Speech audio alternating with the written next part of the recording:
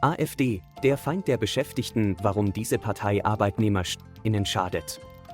Gute Löhne, sichere Arbeit, bezahlbare Wohnungen, eine stabile Rente, all das ist entscheidend für ein sicheres Leben.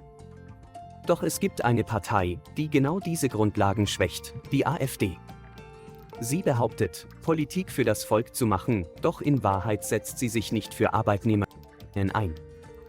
Im Gegenteil, sie vertritt eine wirtschaftsliberale Politik, die vor allem den Reichen nutzt. Heute schauen wir uns an, warum die AfD keine Partei für Beschäftigte ist und warum sie in Wirklichkeit deren Rechte und soziale Sicherheit gefährdet. Gute Arbeit verdient gute Bezahlung, aber nicht mit der AfD. 2022 stimmte die Partei gegen die Erhöhung des Mindestlohns auf 12 Euro. Ihre Begründung? Das würde den Markt verzerren. Mehr Tarifverträge, bessere Arbeitsbedingungen?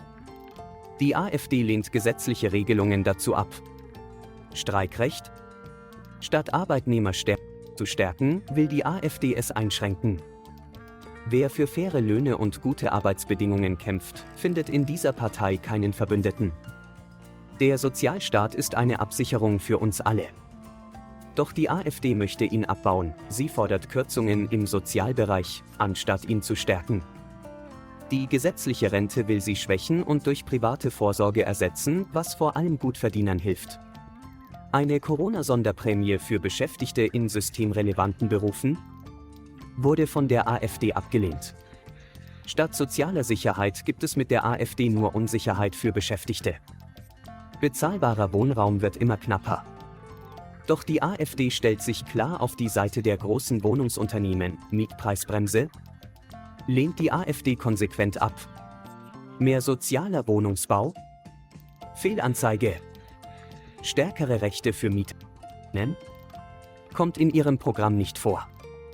Die AfD macht keine Politik für Menschen, die eine Wohnung suchen, sondern für diejenigen, die daran verdienen. Gewerkschaften setzen sich für höhere Löhne und bessere Arbeitsbedingungen ein. Doch die AfD will ihre Macht einschränken, sie lehnt Gesetze ab, die Tarifverträge für mehr Beschäftigte verbindlich machen. AfD-Politiker haben öffentlich gefordert, Gewerkschaften aus Betrieben zu verdrängen. Streiks sollen nur noch eingeschränkt erlaubt sein. Eine Partei, die Gewerkschaften schwächen will, macht keine Politik für Arbeitnehmer. Wenn es um Steuern geht, zeigt die AfD, wem sie wirklich dient. Eine Vermögenssteuer für Millionäre? Lehnt sie ab. Erbschaftssteuer für große Vermögen? Soll gestrichen werden. Solidaritätszuschlag? Die AfD kämpft für die Abschaffung, aber nur für die reichsten 10%.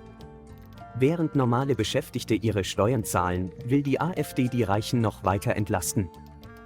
Die AfD behauptet, sie sei eine Alternative für die Menschen, doch in Wahrheit macht sie Politik gegen die Mehrheit der Beschäftigten. Keine Unterstützung für höhere Löhne, kein Schutz für den Sozialstaat, keine Lösungen für bezahlbaren Wohnraum, Angriffe auf Gewerkschaften und Arbeitnehmerrechte, Steuererleichterungen für die Reichen. Wer faire Arbeitsbedingungen, soziale Sicherheit und eine gerechte Gesellschaft will, darf auf die AfD nicht vertrauen. Was denkt ihr? Schreibt eure Meinung in die Kommentare und diskutiert mit. Vergesst nicht, das Video zu liken und den Kanal zu abonnieren für mehr Faktenchecks und Hintergründe.